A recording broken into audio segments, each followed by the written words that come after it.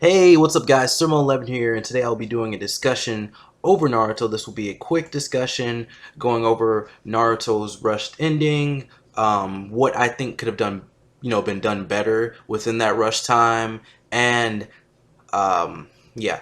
I just wanted to say that I feel like the channel is going downhill a little bit. It's a little bit disheartening, or maybe I'm doing topics too late. Like the Parasite video got 15 views. It's 12 minutes. It's shorter than what I normally do. Um, Parasite, that was like 2 seasons ago or something like that. Is it wrong to try to pick up girls in a dungeon? I did a discussion over episodes 1 through 10. Was that too long? Because it was almost half an hour.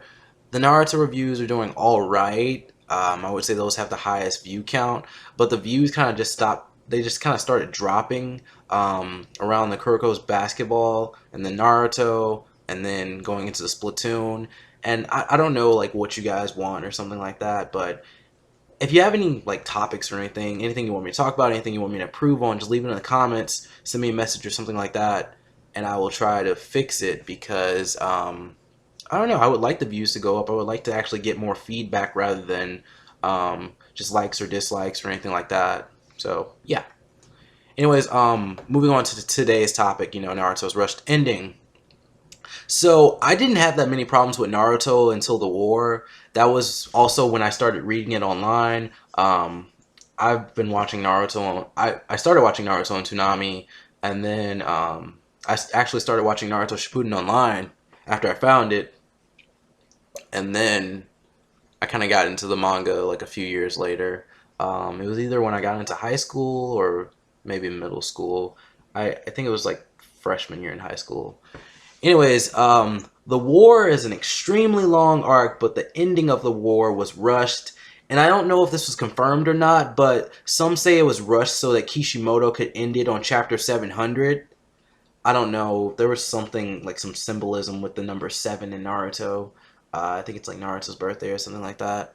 So suddenly Madara, he puffs up or whatever, and he turns into this rabbit goddess named Kaguya. And then her whole story was given within the arc of the war, the war arc. And I just kind of wish the story of her and her son, the Sage of Six Paths, and the brother, I wish that was kind of explained earlier on in the series. It would have made it better, made it, better for like something to build up to. But I guess it works. It was shown.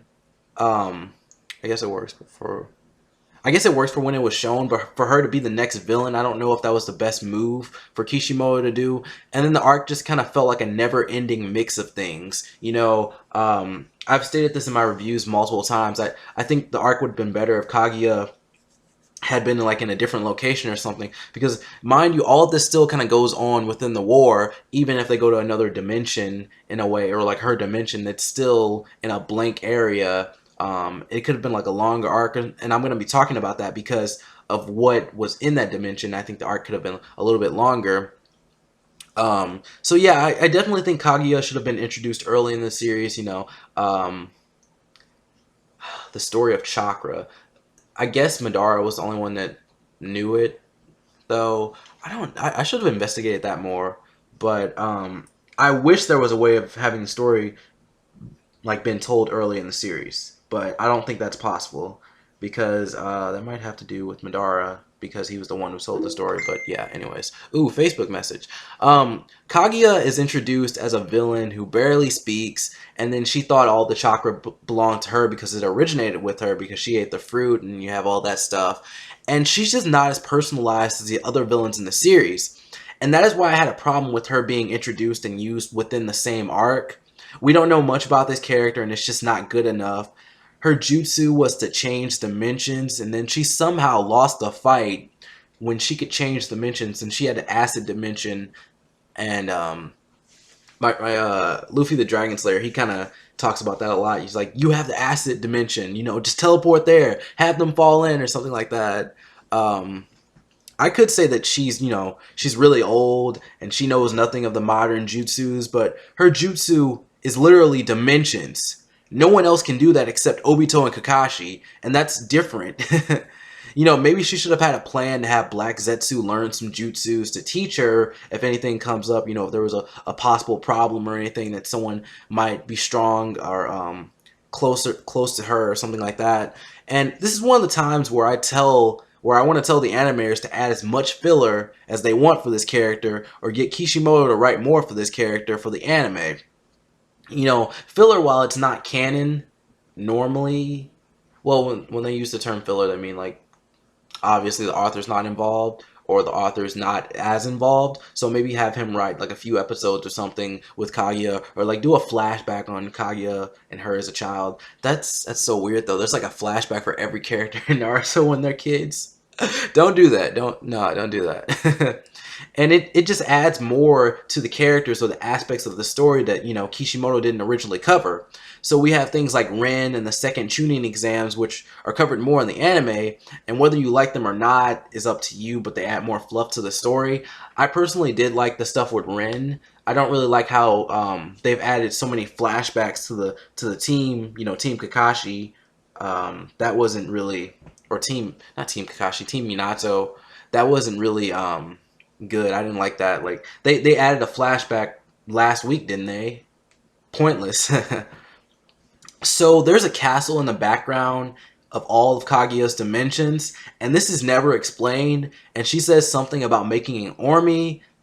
This is also never explained, and this literally could have started another arc. Naruto and Sasuke could have freed their friends, but they still would have had to invade Kaguya's castle and defeat her and some ninjas she created. I don't know, maybe she could create like a whole new world, and they had to go through this world. That might turn into like another series or a really long arc, but something like that. You're the progenitor of chakra, you should be able to do some crazy stuff. And I think her Byakugan was never shown either. She had it. I don't know if she actually used it or not. Did she use it? I don't know. And it was like we had gotten to a point in the series where eye powers didn't even matter. Characters just had them for show. That's what it seemed like. And I didn't really like Obito's death. I liked the character more as a kid. And, then he was okay as an adult. But after he joined Naruto's side, I just wanted him to survive. And I don't know, my thoughts about Obito are like all over the place. Because Obito as a kid was cool. And I was sad when he actually got killed or, died, in quotes. And then as an adult, I'm just like, ugh, Obito, you're alright. And then, once he's on Naruto's side, I'm like, yeah, might as well keep him alive. So Kaguya shoots a bone at him and Kakashi. She shoots. I can't talk. She shoots a bone at like each of them. She's similar to Kimimaro, or Kimimaro is similar to her. And he could only save one of them. I think his chakra was down or something like that, or maybe he can't do multiple Kamuis at the same time. So he takes the one that Kakashi is about to get hit with, and he transports it to the dimension, and then he gets hit by one, and it's like it destroys your body, so he just kind of dies. And then later on, Obito somehow uses Kamui to go from the death to a ghost to give Kakashi a Susanoo, which he never actually used himself. But he probably needed both eyes. Yeah, you need both eyes to do a Susanoo, so that did make sense. I thought this was awesome, but a lot of fans hated it. This could have been explained more.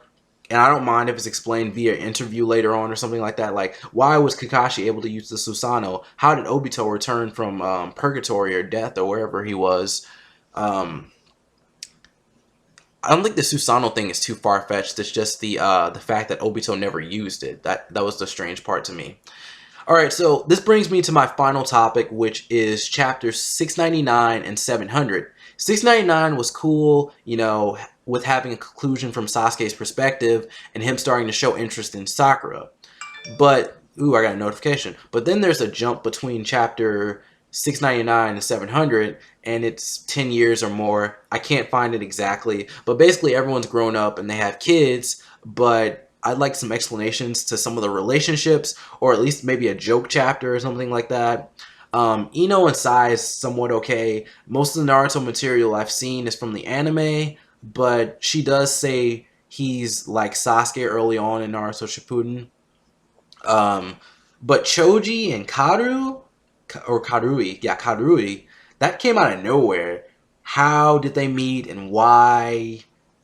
Weird relationship. I think I wrote this review before I read the spinoff. Not this discussion.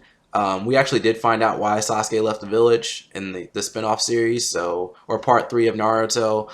I want to know what happened to Orochimaru and Team Taka. Their last appearance was in the war. They weren't actually in the last few chapters of Naruto, and I'm glad that Naruto's still going on. You know, I think it has to. Kids have been introduced, but we still don't know what happened to everyone. I don't know how long part 3 will be, but I think Naruto should stay for as long as it needs. And I don't want the anime company to mess this up. You know, it's been stated that they're gonna end they're not gonna end the Naruto anime right now. So Kishimoto, if you have the drive and passion to like truly complete Naruto, just keep going with this spin-off series.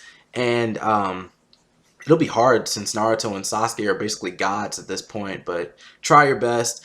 And even though you said you didn't know how to defeat a character you wrote yourself, Madara, I seriously hope that's a joke, but yeah.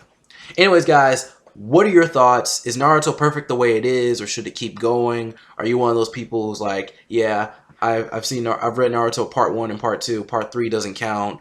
Are there parts of the series that could have been explained more or expanded on? Do you want to see something new from Kishimoto, like a new series or something like that? And some people really think Naruto is over and refuse to read the spinoff, and I don't get it. I really don't get it. They don't seem to be big fans of the manga, the spinoff manga. I don't know. Alright, well, thank you for watching. I'll see you guys in the next video. My Facebook and Twitter are below. Have a nice day.